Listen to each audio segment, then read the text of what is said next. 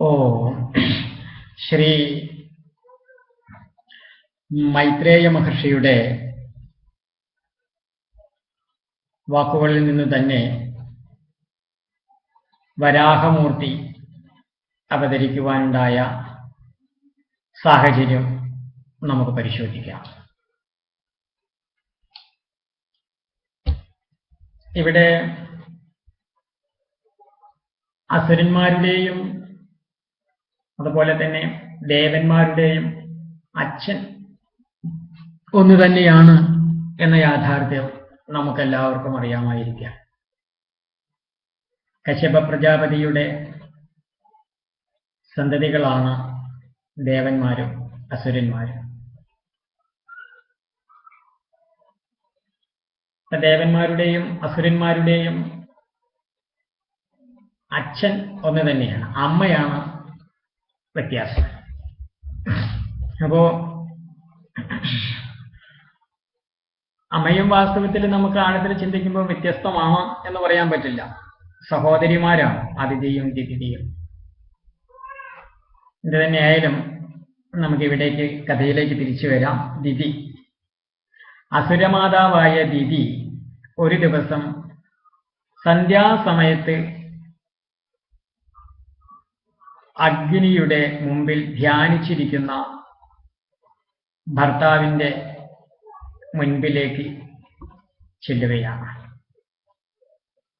കാമപരവശയായിട്ടാണ് കശ്യപരുടെ അടുക്കിലേക്ക് ദിതി മാതാവ് ചെല്ലുന്നത്. ആ സന്ധ്യാസമയത്തെങ്കിൽ തനിക്കൊരു സന്തതിയെ, പുത്രനെ സൃഷ്ടിച്ചു തരണം, ജനിപ്പിച്ചു തരണം എന്ന് ആ ദിതി മാതാവ് തൻ്റെ ഭർത്താവിനോട് ആവശ്യപ്പെടുകയാണ്. അപ്പോൾ ഭർത്താവ് സമയദോഷത്തെയൊക്കെ പറഞ്ഞുകൊണ്ട് ദിതിയെ പിന്തിരിപ്പിക്കാൻ ശ്രമിക്കുന്നുണ്ട്. കാരണം സമയം, അതായത് മുഹൂർത്തം ശുഭമായത്, ശുദ്ധമായത് നോക്കി അറിയുവാൻ കൂടി വേണ്ടിയിട്ടാണ് നമ്മുടെ ജ്യോതിഷശാസ്ത്രത്തിലെ മുഹൂർത്തം എന്ന ഗണിത വിഭാഗം തന്നെ വന്നിരിക്കുന്നത്. കാരണം ജ്യോതിഷത്തിൽ ജാതകം, കോളം, നിമിത്തം, പ്രശ്നം, മുഹൂർത്തം, ഗണിതം എന്ന് പറയുന്ന 6 അംഗങ്ങളാണ് അടങ്ങിയിരിക്കുന്നത്. അപ്പൊ അതിൽ ഈ മുഹൂർത്തം എന്ന് പറയുന്ന ആ ഭാഗത്ത് നിന്നുകൊണ്ടാണ് നമ്മൾ ശുഭവും അശുഭവുമായ ധർമ്മത്തെ എങ്ങനെ, എവിടെ, എപ്പോ ആചരിക്കണം എന്നുള്ള സമയത്തെ നിശ്ചയിക്കാൻ വേണ്ടിയിട്ടാണ് മുഹൂർത്തം. അപ്പൊ ഈ സന്ധ്യാസമയത്ത് വാസ്തവത്തിൽ പുത്രോത്പാദനം എന്ന് വെച്ചാൽ ലൈംഗികത, പുത്രോത്പാദനത്തിന് വേണ്ടിയിട്ടാണ് വാസ്തവത്തിൽ ഗൃഹസ്ഥാശ്രമ ജീവിതത്തെ നിർദ്ദേശിച്ചിരിക്കുന്നത് തന്നെ. അങ്ങനെയാണെങ്കിലും ഗൃഹസ്ഥാശ്രമത്തിലെ ഉത്തമധർമ്മമായ പുത്രോത്പാദനം എന്ന പ്രജനന പ്രക്രിയയെ സന്ധ്യാസമയത്ത് യാതൊരു കാരണവശാലും ചെയ്യുവാൻ പാടുകയില്ല എന്നാണ് പൂർവികന്മാര് പണ്ട് മുതലേ പറഞ്ഞു വരുന്നത്. പൂർവികന്മാര് പറഞ്ഞു വരുന്ന ആ നിയമം അനുസരിച്ച് തന്നെ കശ്യപനും തൻ്റെ ഭാര്യയോട് പറയുകയുണ്ടായി, ഇപ്പൊ ഈ സമയത്തുള്ള നമ്മുടെ സംഗമം അത് സുഖകരമാവില്ല, ഗുണകരമാവില്ല. അങ്ങനെയൊക്കെ പറഞ്ഞു വെച്ചാലും ആ ഈശ്വരേച്ഛ മുഖാന്തിരം കാമപ്രേരിതയായി മാറിയിരിക്കുന്ന ദിതിയുടെ മനസ്സിനെ ശമിപ്പിക്കുവാൻ കശ്യപന്റെ വചനങ്ങൾക്കൊന്നും സാധിച്ചില്ല.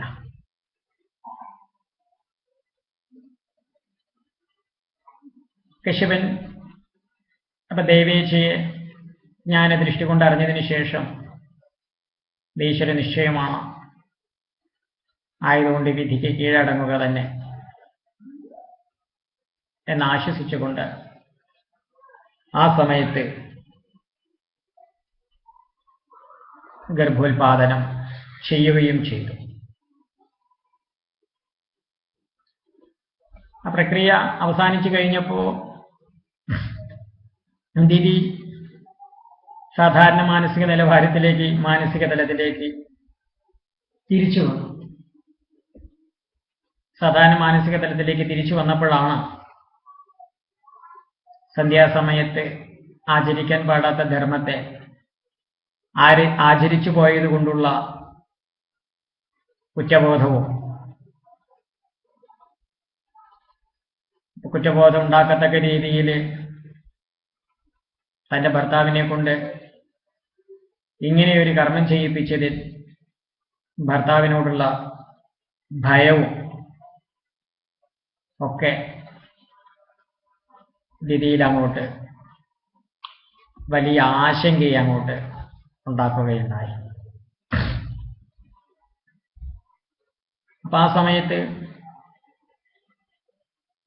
ദിതി തന്റെ ഭർത്താവിനോട് പ്രാർത്ഥിക്കുന്നുണ്ട്.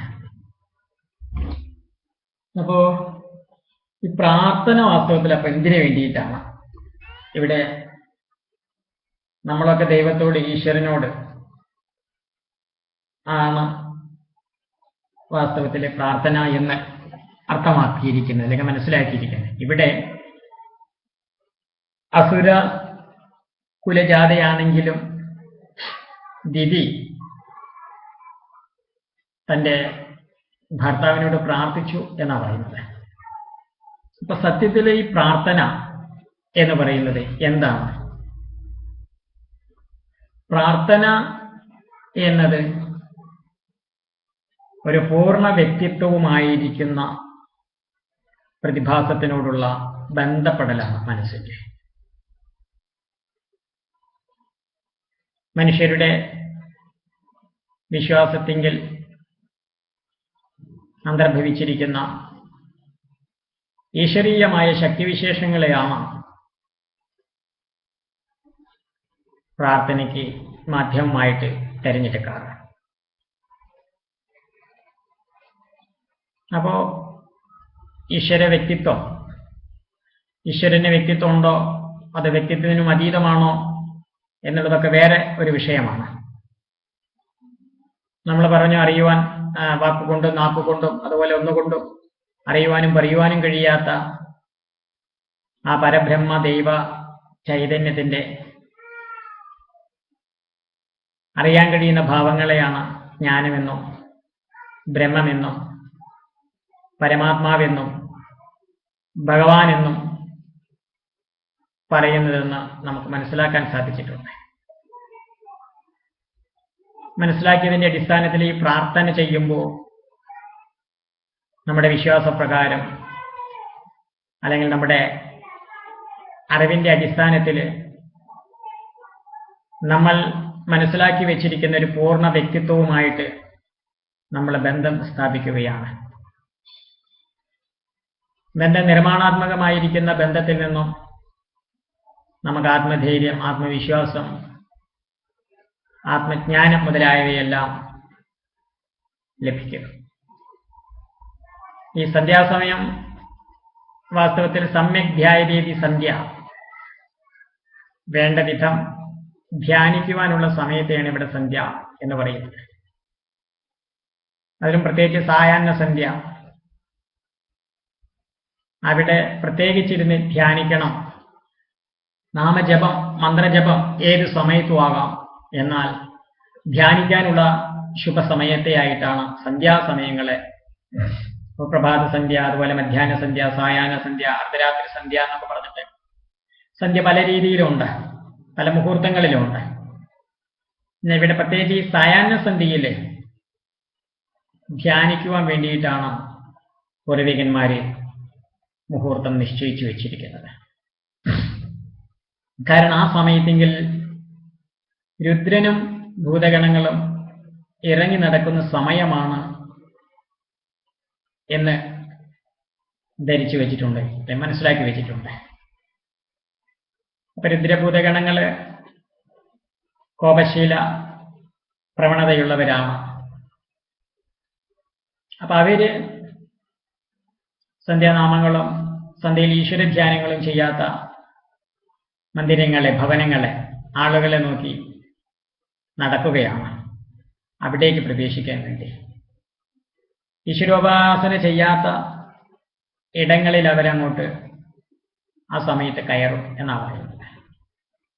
അങ്ങനെ അവർ കയറുന്ന ആളുകളിലാണ് പ്രത്യേകിച്ച് കാമം, ക്രോധ, ലോഭം, മോഹം, മതം, മാത്സര്യം പറയുന്ന ആ വൈരികളും അതിൻ്റെയൊക്കെ ഫലമായിട്ടുണ്ടാകുന്ന കോപവും അക്രമവാസനകളും തുടങ്ങിയ സകല നശീകരണ പ്രവണതകളും ഈ സായാഹ്ന സന്ധ്യാസമയത്ത് ഈശ്വരോപാസന ചെയ്യാത്ത ആളുകളിലാണ് സംഭവിക്കുന്നതെന്നാണ് പറയുന്നത്. വാസ്തവത്തില് ഈശ്വരനുമായിട്ട് ബന്ധപ്പെടാൻ, ഈശ്വരനെ ധ്യാനിക്കാൻ പ്രത്യേകിച്ച് ഒരു മുഹൂർത്തത്തിൻ്റെയോ സമയത്തിൻ്റെയോ ആവശ്യമില്ല എന്ന് നമുക്ക് വാദിക്കാം, സമർത്ഥിക്കാം. കാരണം സദാപിയുള്ളൊരു നിരന്തരമായൊരു ബന്ധമാണ് ഈശ്വരീയമായ ആത്മാവിൻ്റെ അല്ലെങ്കിൽ ജീവന്റെ പരമധർമ്മം എന്ന് നമുക്ക് വാദിച്ച് സമർത്ഥിച്ച് ബോധിപ്പിക്കുകയൊക്കെ ചെയ്യാം. പക്ഷെ എങ്കിലും ഈ സന്ധ്യാസമയത്ത് നമ്മുടെ ഇടയും പിങ്കളയും എന്ന് പറയുന്ന രണ്ട് നാസാദ്വാരങ്ങളിലൂടെയുള്ള ശ്വാസഗതിയും ഏകദേശം തുല്യമായിരിക്കും. ഈ ശ്വാസഗതി തുല്യമാകുന്ന സമയത്തെങ്കിൽ ചിത്തത്തെ ശാന്തമാക്കുവാൻ ശ്രമിക്കുമ്പോൾ അത് വിജയിക്കും. ചിത്തം ശാന്തമാകുമ്പോഴാണ് ചിത്തം ശുദ്ധമാവുക. ചിത്തം ശുദ്ധമാകുമ്പോഴാണ് ദൈവികമായ, ധാർമ്മികമായ പ്രവണതകളെ, മനോഭാവങ്ങളെ വ്യക്തിയിൽ ഉണരുകയും നിലനിൽക്കുകയും ചെയ്യാം. അപ്പൊ എന്തായാലും ഇവിടെ ആ നിയമത്തെ ഇവിടെ തെറ്റിച്ചിരിക്കുകയാണ്. പൂർവികന്മാരുടെ നിയമത്തെ തെറ്റിച്ചുകൊണ്ട് ധ്യാനിക്കേണ്ട സമയത്ത് സാധാ മ്ലേച്ഛന്മാരായ അല്ലെങ്കിൽ അധർമ്മികളായ, യാതൊരു നിയന്ത്രണവുമില്ലാത്ത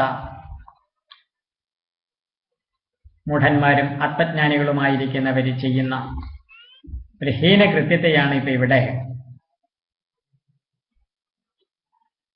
ദിതിമാതാവ് ഭർത്താവിനെ കൊണ്ട് ചെയ്യിപ്പിച്ചിരിക്കുന്നത്. ഭർത്താവ് തപസ്യായതുകൊണ്ട് ഭർത്താവിന് ആ സമയത്തുള്ള കർമ്മങ്ങളിൽ ഉണ്ടാകുന്ന ദോഷത്തെ ഇല്ലാതാക്കുവാനും ഉളവാക്കുവാനൊക്കെ സാധിക്കുവാൻ കാരണം തപസ്സാണ്, തപസ്സിന്റെ പ്രഭാവമാണ്. എന്നാലും തപസ്സികൾ തപസ്സിനെ ദുരുപയോഗം ചെയ്യുകയില്ല. തപസ്സിൽ നിന്ന് ലഭിക്കുന്ന ബലം കൊണ്ട് ഈ പ്രകൃതിക്ക് വിപരീതമായിരിക്കുന്ന ഇച്ഛകളെ, ആഗ്രഹങ്ങളെ അവര് ആവശ്യപ്പെട്ടില്ല. എന്തായാലും ദിതിദേവി ഈ സന്ധ്യാസമയത്ത് അതിക്രമിച്ച ദോഷത്തിൽ കുപിതനായ രുദ്രഭഗവാനും പരിവാരങ്ങളും എന്റെ ഗർഭത്തെ നശിപ്പിക്കരുത് എന്ന് ആദ്യമായിട്ട് അറിയിപ്പിക്കുകയാണ് ചെയ്യുന്നത്. നമ്മൾ ഈ ഗർഭം അലസി അങ്ങനെ പോയി ഇങ്ങനെ പോയി ചാപിള്ളയായി ഇങ്ങനെയൊക്കെ പറഞ്ഞപ്പോൾ നമ്മൾ വിലപിച്ചുകൊണ്ടിരിക്കുന്നുണ്ട്. പക്ഷേ അത് പറയുന്നത് അശാസ്ത്രീയമായ രീതിയിൽ, കാമാസക്തമായ രീതിയിലുള്ള വീഴ്ചകളിലൂടെ ഉണ്ടാകുന്ന പിള്ളകളെ, കുഞ്ഞുങ്ങളാണത്രേ വാസ്തവത്തിൽ അങ്ങനെയൊക്കെ നശിക്കുവാനും ഇങ്ങനെ ഈ ഗർഭം ഒഴിഞ്ഞു പോകുവാനൊക്കെ കാരണമാകുന്നത്. അപ്പൊ അത് ദിതിമാതാവിന് നന്നായിട്ട് അറിയാം. അതുകൊണ്ടാണ് എന്റെ ഗർഭം എന്തായാലും അലസിപ്പോകാൻ പാടില്ല എന്ന് പറയാം. അപ്പോ ഇനി ഞാൻ ചെയ്ത ആ നീച കർമ്മത്തില് രുദ്രൻ എന്നോട് പിണങ്ങാതിരിക്കാൻ, കോപിക്കാതിരിക്കാൻ, ശപിക്കാതിരിക്കാൻ വേണ്ടിയിട്ട് ഞാൻ രുദ്രനെ നമസ്കരിക്കുകയാണ്. ഋത്വിജനെ നമസ്കരിക്കുകയാണ് എന്ന് ഭർത്താവിനെ സാക്ഷി നിർത്തിയിട്ടാണ് അപേക്ഷിച്ചതെങ്കിലും പ്രാർത്ഥിച്ചതെങ്കിലും കശ്യപൻ അവിടെ ശാന്തതയല്ല ഉണ്ടായത്. ശാന്തത പ്രകടമാക്കാമായിരുന്നു. ശാന്തത പ്രകടമാക്കിയിട്ടുണ്ടെങ്കിൽ ആ ശാന്തതയെ മുതലെടുത്തുകൊണ്ട് വരും തലമുറകള്, നാളെയിലുള്ള ആളുകള് ഏത് അക്രമവും ചെയ്യുവാൻ തയ്യാറാണ്. കാരണം അക്രമവും അധർമ്മം ചെയ്തു കഴിഞ്ഞാൽ അതിന് ഏതെങ്കിലും പ്രായശ്ചിത്തങ്ങളോ പരിഹാരങ്ങളോ ചെയ്തു കഴിഞ്ഞാൽ അതിൽ നിന്ന് മോചിക്കും എന്നൊരു ദൃഢമായ വിശ്വാസം വന്നു കഴിഞ്ഞിട്ടുണ്ടെങ്കിൽ വിവേകപൂർണമായ ഒരു നിയന്ത്രണത്തിനൊന്നും, പ്രത്യേകിച്ച് ബലമുള്ളവർ എന്നുവെച്ചാൽ ശക്തിയുള്ളവർ, സമൂഹത്തിൽ സ്വാധീനവും അധികാരവും ഉള്ളവർ അധർമ്മം ചെയ്യാതിരിക്കില്ല. അപ്പൊ അങ്ങനെ ശാരീരിക മാനസിക തലത്തിലുള്ള ഏത് ബലമുള്ള ആളുകളും ധർമ്മം പ്രവർത്തിക്കണമെങ്കിൽ അധർമ്മം ചെയ്യുമ്പോൾ ആ അധർമ്മത്തിൽ നിന്ന് അവർക്ക് അധർമ്മത്തിന്റെ ഫലമായിരിക്കുന്ന ശിക്ഷയെ, ആപത്തിനെ അനുഭവിക്കുവാൻ അവർ ബാധ്യസ്ഥരാണ്. അപ്പൊ അതുകൊണ്ട് തന്നെ കശ്യപൻ തന്റെ പത്നിയാണെന്നും നോക്കാതെ ദേഷ്യം ഭാവിച്ചുകൊണ്ട് ശപിക്കുകയാണ് ചെയ്തത്. അതായത് സന്ധ്യാസമയത്തെയും എന്നെയും ശിവനെയും അപമാനിച്ചത് എന്റെ ഗർഭത്തിലുള്ള കുട്ടികൾ പരമദുഷ്ടന്മാരായിട്ട് തീരും. പരമദുഷ്ടന്മാരായ നിന്റെ മക്കളുടെ ദ്രോഹം സഹിക്കവയ്യാതെ സാധുജനങ്ങള്, സന്യാസിമാരായ ഗുരുജനങ്ങള് ഭഗവാനെ ശരണം പ്രാപിക്കും. സാധുജനങ്ങൾ ഭഗവാനെ ശരണം പ്രാപിക്കുമ്പോൾ ഭഗവാൻ അവരുടെ മുൻപിൽ പ്രത്യക്ഷമായിട്ട് അവരെ അനുഗ്രഹിക്കുകയും അവരുടെ ആവശ്യപ്രകാരം നിന്റെ ദുഷ്ടന്മാരായ കുട്ടികളെ ഭഗവാൻ തന്നെ വധിക്കുകയും ചെയ്യും, കൊല്ലുകയും ചെയ്യും. യാതൊരു സംശയവുമില്ല. ഇങ്ങനെയാണ് കശ്യപര് ശാപവചനത്തെ അറിയിപ്പിച്ചത്. അപ്പോ ഈ ശാപം കേട്ടപ്പോ വാസ്തവത്തില് ദിതിക്ക് സന്തോഷമാണ് ഉണ്ടായത്. കാരണം ഒരു പുത്രൻ ഉണ്ടാകണമെന്നേ താൻ ആഗ്രഹിച്ചിട്ടുള്ളൂ. പക്ഷെ ഇപ്പൊ നിന്റെ കുട്ടികൾ പരമദുഷ്ടന്മാരായിട്ട് തീരുന്ന ഏകവചനത്തെയല്ല, ദ്വിതീയവചനം അല്ലെ തൃതീയ, അത്ര ഒന്നിൽ കൂടുതലുള്ള ഒരു ശബ്ദത്തിലാണ് തന്റെ ഭർത്താവ് ഇത് പറഞ്ഞത്. അപ്പോ ഒരു കുട്ടിയെ ആവശ്യപ്പെട്ട തനിക്ക് 2 കുട്ടികളുണ്ടാകുമെന്നും അവര് വളരെ ബലവീര്യ പരാക്രമശാലികളായിട്ട് ഭവിക്കുമെന്നും അങ്ങനെയുള്ള ആ കുട്ടികള് മഹാശക്തി കാരണം എല്ലാവരെയും ജയിക്കുമെന്നും ആ എല്ലാവരെയും ജയിക്കുന്നതിലുള്ള അസൂയ അല്ലെങ്കിൽ അപകടം എന്തോ അത് കാരണം തന്റെ കുഞ്ഞുങ്ങളെ വധിക്കുവാൻ വേണ്ടി സാക്ഷാത് ഭഗവാൻ തന്നെ അവതരിക്കുമെന്നും അങ്ങനെ ഭഗവാന്റെ തൃക്കൈകളിലെ കൊണ്ട് അന്ത്യം സംഭവിക്കുന്ന എന്റെ മക്കൾക്ക് പരമഗതിയായിരിക്കുന്ന പരമസായുജ്യമായിരിക്കുന്ന മോക്ഷം സാധ്യമായി തീരുകയും ചെയ്യും, സദ്ഗതി ലഭിക്കുകയും ചെയ്യും എന്ന് അങ്ങ് എന്നോട് അറിയിപ്പിക്കല്ലേ ചെയ്ത് എന്ന് പറഞ്ഞ ഭർത്താവിനെ വീണ്ടും നമസ്കരിക്കുകയാണ് ചെയ്തത്. ഇത് കേട്ടപ്പോ ദൈവഹിതത്തെ ഒന്നുകൂടി ജ്ഞാനദൃഷ്ടിയിലൂടെ അറിഞ്ഞ കശ്യപൻ സംതൃപ്തനായി, സന്തോഷിച്ചു, ഭാര്യയിൽ സന്തോഷിച്ചു. എന്തായാലും പ്രാർത്ഥിച്ച് നമസ്കരിച്ച് താൻ ശാപവചനത്തെയാണ് കൊടുത്തതെങ്കിലും അതിന് അനുഗ്രഹ സ്വരൂപത്തിൽ ഇപ്പൊ ഇവിടെ സ്വീകരിച്ചിരിക്കുകയാണ് പത്നി ചെയ്തത്. അപ്പൊ പ്രത്യേക സന്തോഷമുള്ളവനെ പോലെ ആയിട്ട് എന്ത് പറയുകയാണ്, നിന്റെ കുട്ടികൾ ഞാൻ പറഞ്ഞതുപോലെ ദുഷ്ടന്മാരായിട്ട് തീരും. അതിൽ നീ യാതൊരു മാറ്റം ഉണ്ടാവില്ല, സംശയമില്ല ആ കാര്യത്തിൽ. എന്നാ നിനക്ക് എന്നിലും ശിവനിലും ഇപ്പോ ഭക്തി ബഹുമാനവും ആദരവും ഒക്കെ ഉണ്ടായിരിക്കുകയാണ്. അതുകൊണ്ട് നിന്നെ ഞാൻ അനുഗ്രഹിക്കുകയാണ്. അതായത് നിന്റെ കുഞ്ഞുങ്ങൾ ദുഷ്ടന്മാരായാലും ഒരു പൗത്രൻ ശ്രീഗരിയിൽ മഹാഭക്തനായ സകല സദാചാരങ്ങളുടെയും വിളനിലമായ ഒരു പൗത്രൻ നിനക്കുണ്ടാകും എന്ന് അനുഗ്രഹിക്കുകയും ചെയ്തു. അപ്പൊ ആ അനുഗ്രഹത്തിന്റെ ഫലമാണ് വാസ്തവത്തിലെ പ്രഹ്ലാദത്തിന്റെ അവതാരത്തിന്, ജന്മത്തിന് കാരണമായത്. അവർ പൗത്രനായിട്ട് അസുരകുലത്തിങ്കിൽ പ്രഹ്ലാദൻ പുനർജനിക്കും എന്ന് ഭഗവാൻ കശ്യപ പ്രജാപതി ആ ഭഗവാന്റെ ഇച്ഛയെ അറിയിപ്പിക്കുകയാണ് ചെയ്തത്. അപ്പോ ദിതിമാതാവിന് വളരെയധികം സന്തോഷമായി. കനകപുത്രന്മാര് ഉണ്ടായാൽ അത് കുലത്തെ മാത്രമല്ല രാഷ്ട്രത്തെ മുഴുവനും നശിപ്പിക്കും. കാരണം നല്ല കുഞ്ഞുങ്ങൾ ഉണ്ടാകണമെന്ന് ആഗ്രഹിക്കുന്നവര് ആദ്യം തന്നെ അറിയേണ്ടത് കുഞ്ഞുങ്ങൾ ഉണ്ടായതിനു ശേഷം അവരെ നല്ലവരാക്കാൻ ശ്രമിക്കുന്നതിനേക്കാൾ കുഞ്ഞുങ്ങൾ ഉണ്ടാകുന്നതിന് മുമ്പേ ശ്രമം ആരംഭിച്ചിരിക്കണം. കുഞ്ഞുങ്ങളെ ജനിപ്പിക്കുവാൻ വേണ്ടിയിട്ട് ഏത് രീതിയിലാണ് ബന്ധം തുടർന്നത്, അപ്പം അതിൻ്റെ മുഹൂർത്തം, അതുപോലെ ഭക്ഷണ രീതി, മാനസിക വ്യാപാരങ്ങളുടെ രീതി, അവയൊക്കെ ഗുരുജനങ്ങളിൽ നിന്നും ശാസ്ത്രീയമായിട്ട് തന്നെ മനസ്സിലാക്കി ഷോഡശ സംസ്കാരത്തിൽ അന്തർഭവിച്ച രീതിയിൽ ആ സംസ്കാര കർമ്മങ്ങളെല്ലാം വിധിപൂർവകം ആചരിച്ചുകൊണ്ട് വേണം വാസ്തവത്തിലെ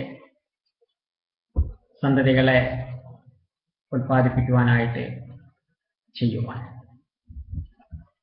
അങ്ങനെ ചെയ്യുമ്പോൾ ഈശ്വരതുല്യരായ സന്തതികൾ സമൂഹത്തിൽ ജനിക്കും. ഈശ്വര തുല്യരായ സന്തതികൾ ജനിക്കുമ്പോഴാണ് രാഷ്ട്രത്തിൽ ശാന്തി, സമാധാനം, സമൃദ്ധി,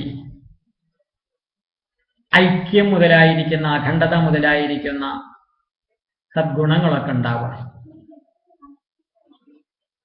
അല്ലാതെ ഏതെങ്കിലും രീതിയിൽ തോന്നിയ പോലെ അങ്ങോട്ട് ജീവിച്ച് അതിൽ എങ്ങനെയെങ്കിലും അങ്ങോട്ട് കുഞ്ഞുങ്ങളുണ്ടായി കഴിഞ്ഞാൽ ആ കുഞ്ഞുങ്ങളുടെ കുടുംബത്തിനും അതുപോലെ സമൂഹത്തിനും നന്മയെ ചെയ്യുമെന്നുള്ളതിൽ വലിയ പ്രതീക്ഷയൊന്നും ആരും വെച്ചു പുലർത്തരുത് എന്ന് ഈ സന്ദർഭത്തിൽ പ്രത്യേകം ഓർമ്മപ്പെടുത്തുകയാണ്. അപ്പോ ഇവിടെ ദിതിദേവി ഇപ്പോൾ സംതൃപ്തയാണ്. കാരണം അനുഗ്രഹവും നിഗ്രഹവും, ശാപവും അതുപോലെ ശാപത്തിൽ നിന്നുള്ള അതിൻ്റെ പരിണിത ഫലവും, അതിനുശേഷം തൻ്റെ കുലത്തിൽ വന്ന് ഭവിക്കാൻ പോകുന്ന സുഹൃതവും എല്ലാം ഇപ്പൊ ദിതിക്ക്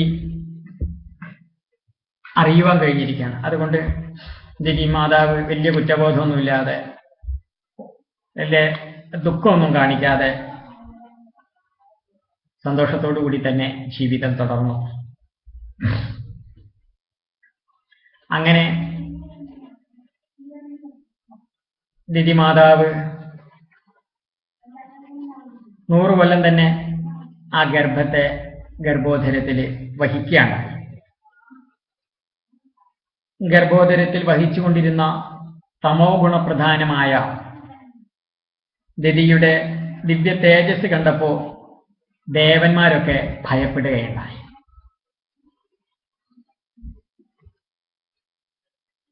ദിതി അസുരമാതാവ്, അസുര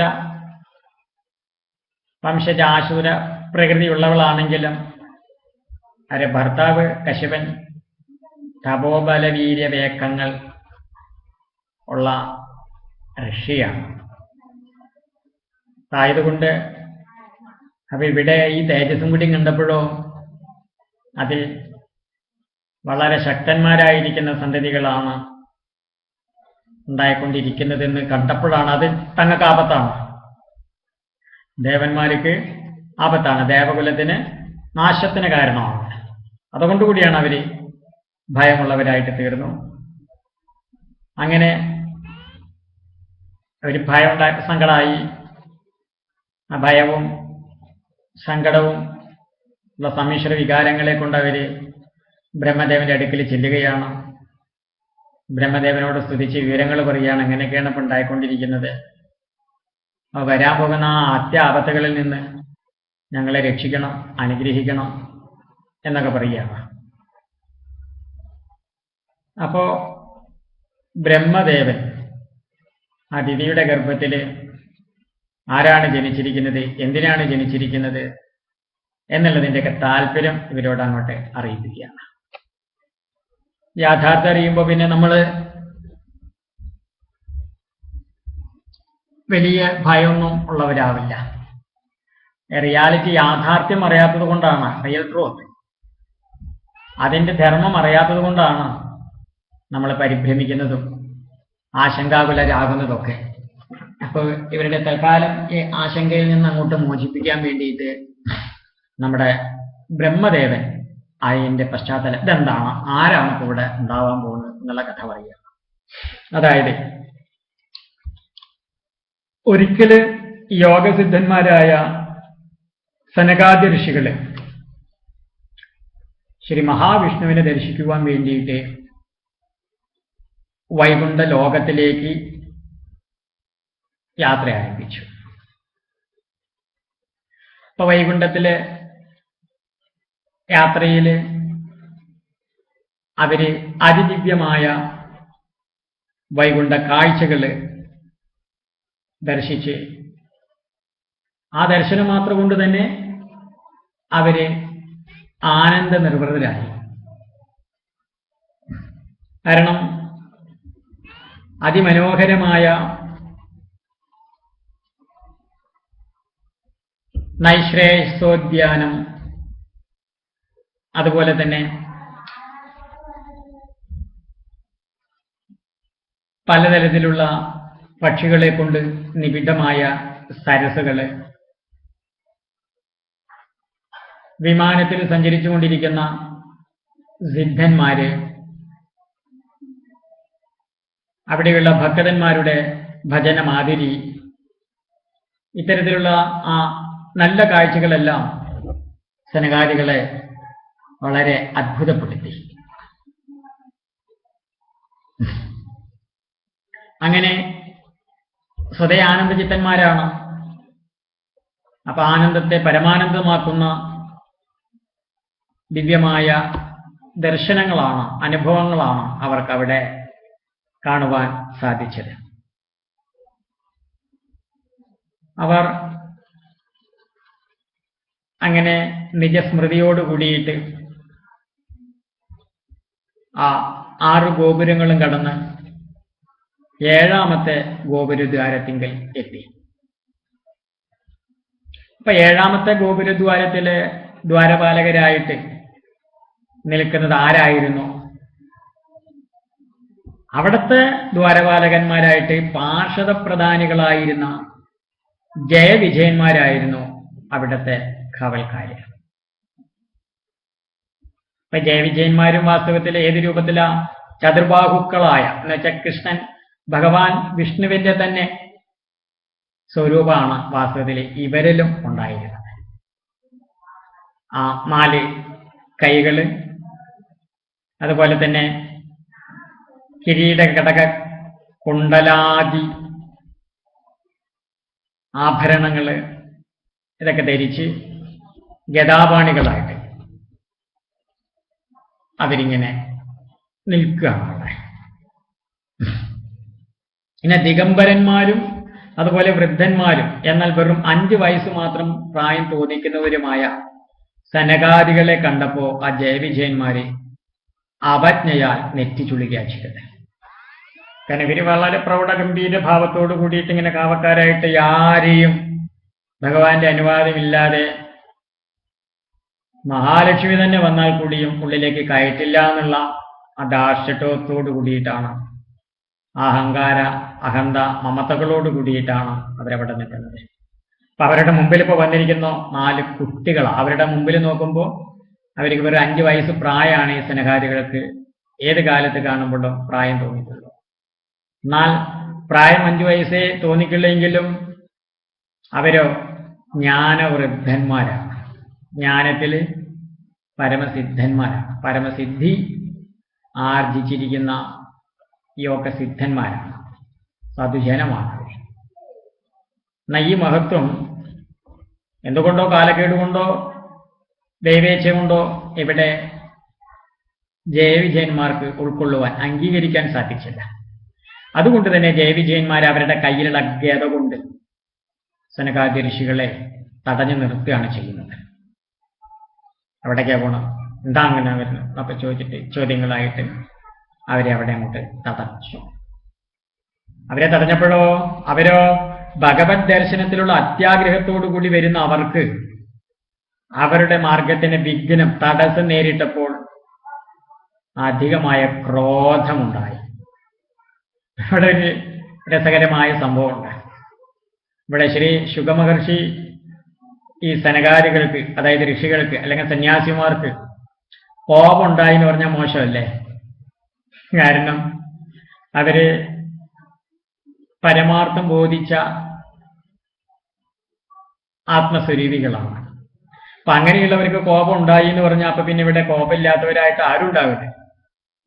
അപ്പൊ അതുകൊണ്ട് കോപം ഉണ്ടായി എന്ന് പറയാനുള്ള ഒരു വിമ്മിഷ്ടം കൊണ്ട്, ഒരു മടി കൊണ്ട് ശുഗൻ അവിടെ പറഞ്ഞത് കാമാനുജൻ ഉണ്ടായി എന്ന ആചാര വാക്കാണ് പ്രയോഗിച്ചത്. കാമാനുജൻ, കാമാണ് അപ്പൊ അതിലും വലിയ കാരണം. കോപത്തിന് കാരണം കാമാണ്. ഇവിടെ തങ്ങളുടെ ആഗ്രഹങ്ങൾക്ക് ഇച്ഛയ്ക്ക് വിഘ്നം സംഭവിക്കാണല്ലോ ഈ തടസ്സം. അപ്പോഴാണല്ലോ ആഗ്രഹത്തിന് തടസ്സം വന്നപ്പോഴാണ് അനുജൻ പ്രത്യക്ഷപ്പെട്ടത്, ദേഷ്യം. അപ്പൊ ദേഷ്യം ഉണ്ടായി എന്ന് പറഞ്ഞാൽ മോശമല്ലേ? സന്യാസിമാർക്കൊക്കെ ദേഷ്യ സ്വഭാവമുള്ളവരാണെന്ന് പറഞ്ഞാൽ അത് സങ്കടമായിട്ട് തോന്നി നമ്മുടെ ഈ ശുഗമഹർഷിക്ക്. അതുകൊണ്ട് തന്നെ ശുഗമഹർഷി പറഞ്ഞു കാമാനുജനുണ്ടായി. ഈ കാമാനുജനുണ്ടായപ്പോൾ ആ ക്രോധം കൊണ്ട് കൺകോണുകൾ കലങ്ങിയ ആ യോഗ സിദ്ധന്മാര് ജയവിജയന്മാരെ ശപിച്ചു. എന്താ ശപിച്ചത്? കാമം, ക്രോധം, ലോഭം മുതലായവയെ ജയിക്കാത്തവരും ഭേദഭാവന തീരാത്തവരുമായ നിങ്ങൾ ഇനിയും ഈ വൈകുണ്ഠത്തിലിരിക്കാൻ അർഹരാകുന്നില്ല.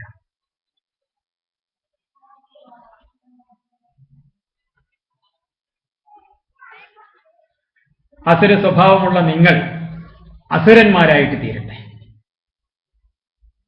അവരെ അസുരന്മാരായി തീരട്ടെ എന്നും പറഞ്ഞിട്ട് അങ്ങോട്ട് ശപിക്കുകയാണ് ചെയ്യുന്നത്.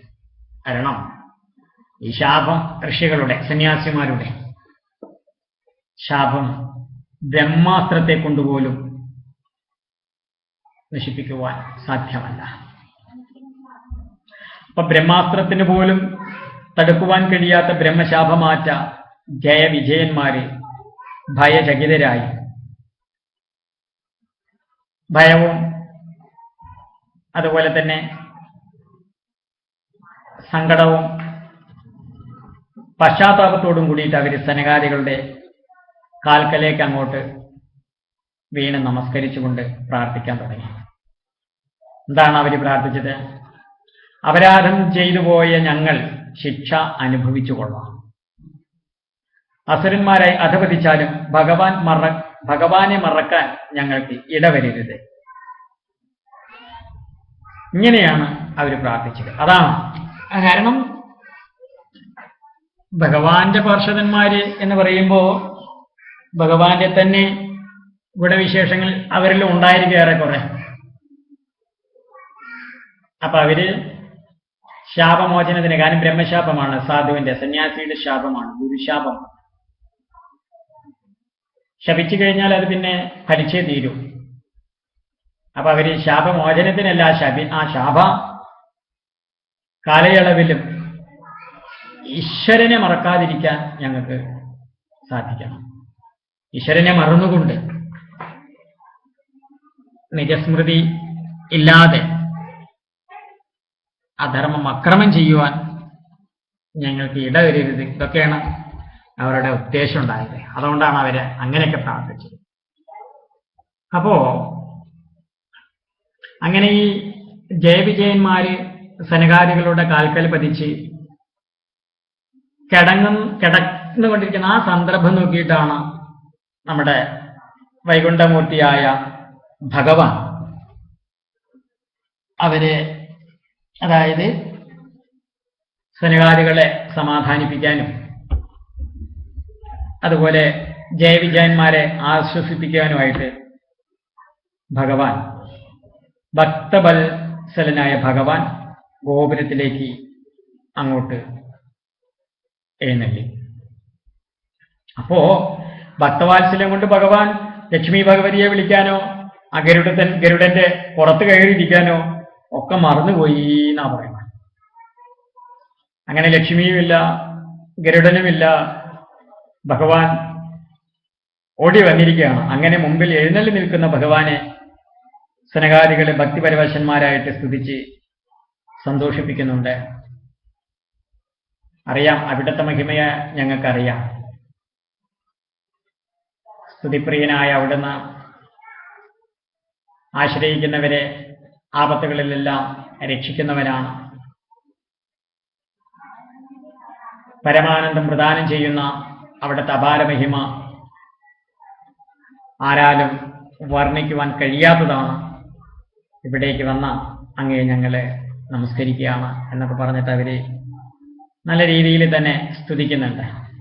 അപ്പൊ സ്തുതി കൊണ്ട് സന്തുഷ്ടനായ ഭഗവാൻ ഇരുകൂട്ടരെയും സന്തോഷിപ്പിക്കുമാറ് സനകാദികളോട് ഇങ്ങനെ പറഞ്ഞു. കാരണം ഭഗവാൻ നയതന്ത്രജ്ഞനാണ്. ഇവിടെ തന്റെ പാർഷദന്മാരെയും അതുപോലെ സനകാദികളെയും ഒരേപോലെ തൃപ്തരാക്കണം. ആർക്കെങ്കിലും ചെറിയൊരു ഇച്ഛാഭംഗം വന്നു കഴിഞ്ഞാൽ ഭഗവാന്റെ സർവേശ്വരത്വമൊക്കെ അങ്ങോട്ട് നഷ്ടപ്പെടുക ചെയ്യാം.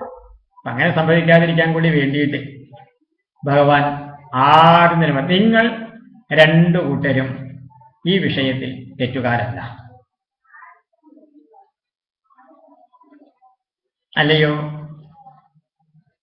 സദ്ജനങ്ങളായ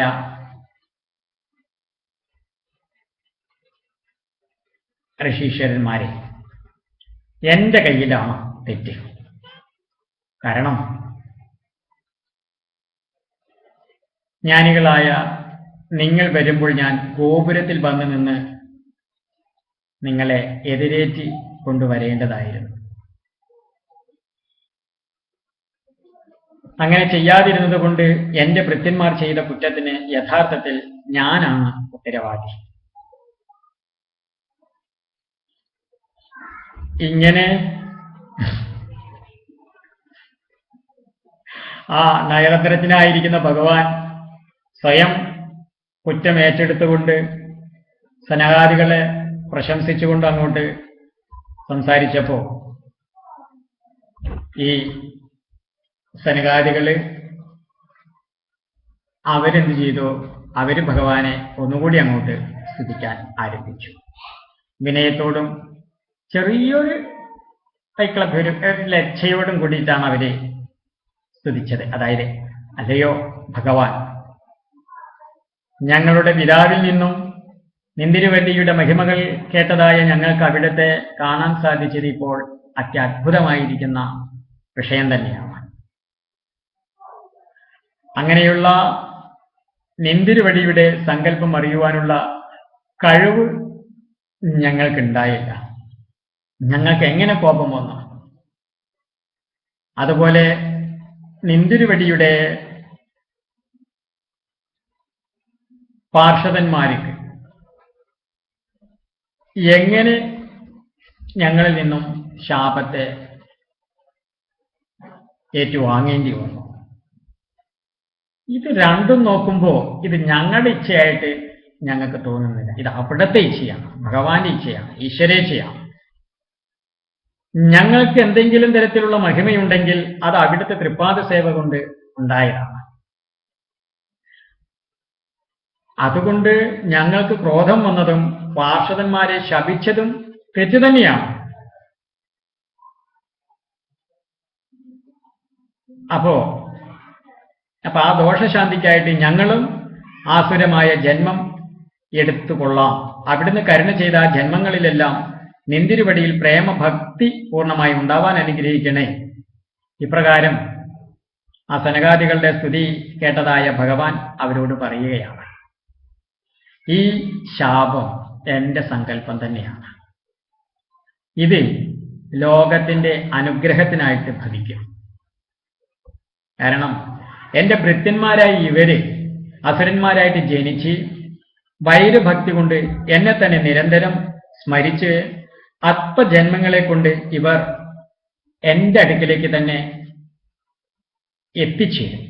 അങ്ങനെ എത്തിച്ചേരുവാൻ നിങ്ങൾ അനുഗ്രഹിക്കണം. സ്വാമിമാരോട് അങ്ങോട്ട് പറയാം, നിങ്ങളുടെ അനുഗ്രഹം ഉണ്ടെങ്കിലാണ് എന്റെ ഇച്ഛ നടക്കും. അതുകൊണ്ട് നിങ്ങൾ അനുഗ്രഹിക്കണം. അപ്പൊ വൈകുണ്ഠ ലോകത്തെയും അതുപോലെ വൈകുണ്ഠനാഥനെയും കണ്ട് തൃപ്തി വരാതെ സനകാദികൾ ശരി അങ്ങനെ സംഭവിക്കട്ടെ എന്നും പറഞ്ഞിട്ട് ഭഗവാനെ വന്ദിച്ച് അനുവാദം വാങ്ങിയിട്ട് അവിടെ നിന്നും യാത്ര തിരിച്ചു. അവർ പോയി കഴിഞ്ഞപ്പോൾ ഭഗവാൻ തന്റെ പാർഷദന്മാരോട് പറഞ്ഞു, അതായത്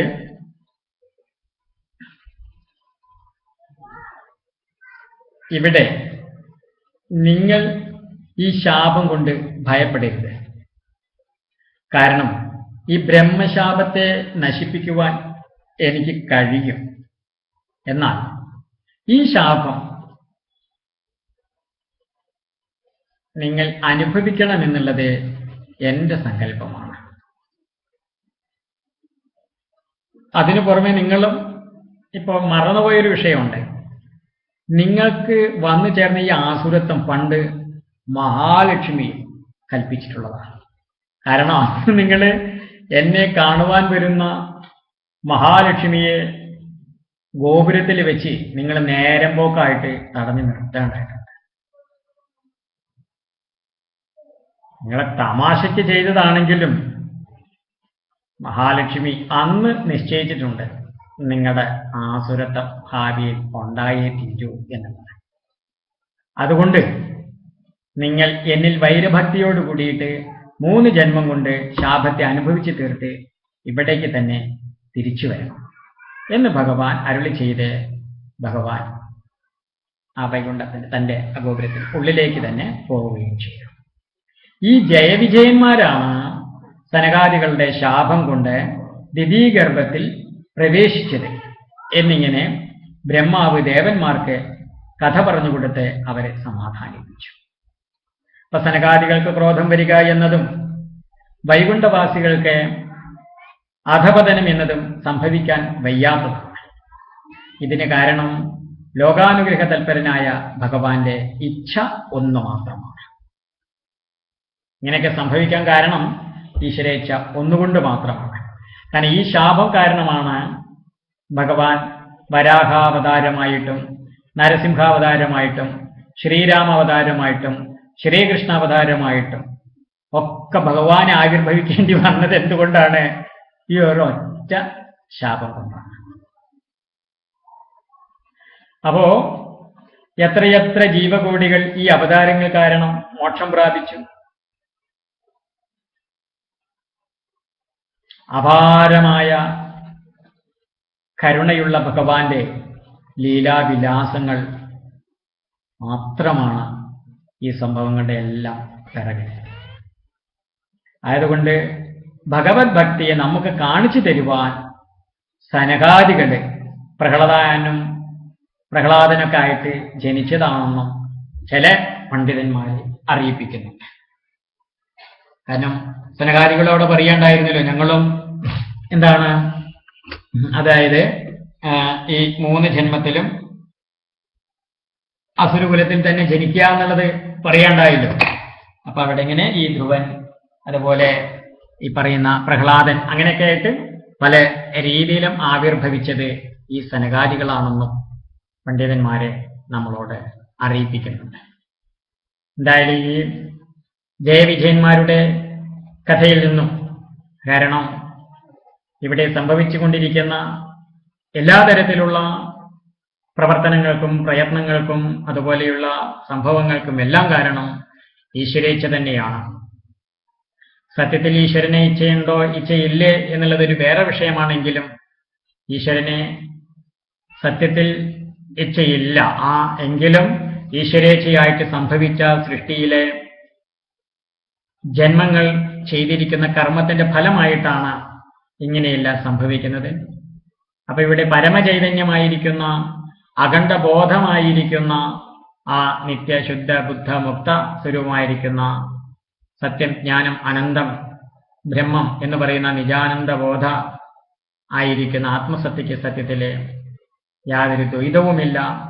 അപ്പൊ അങ്ങനെ അദ്വൈത നിലയിലുള്ള ആ പരമചൈതന്യത്തിൽ നിന്നും ആവിർഭവിച്ചതുകൊണ്ട് ബ്രഹ്മ വിഷ്ണു മഹേശ്വരന്മാർ പോലും ആ പൂർണ്ണ ചൈതന്യത്തിന്റെ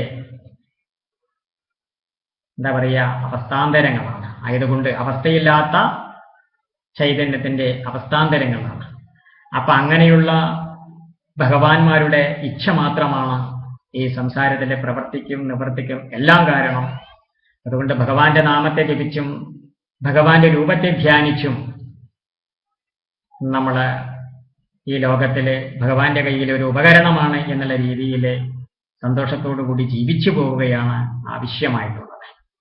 ഇനി നമുക്ക് ഇവരുടെ പുനർജന്മത്തിലൂടെ ഇവർ അസുരന്മാരായിട്ട് തീർന്നതും അങ്ങനെ ഹിരണ്യാക്ഷനെ വധിക്കുവാൻ വേണ്ടിയിട്ട് ആ വരാഹ ഭഗവാൻ ആവിർഭവിച്ചതുമായിരിക്കുന്ന വിഷയത്തെ വിശകലനം ചെയ്യുവാനായിട്ട് ആരംഭിക്കാം.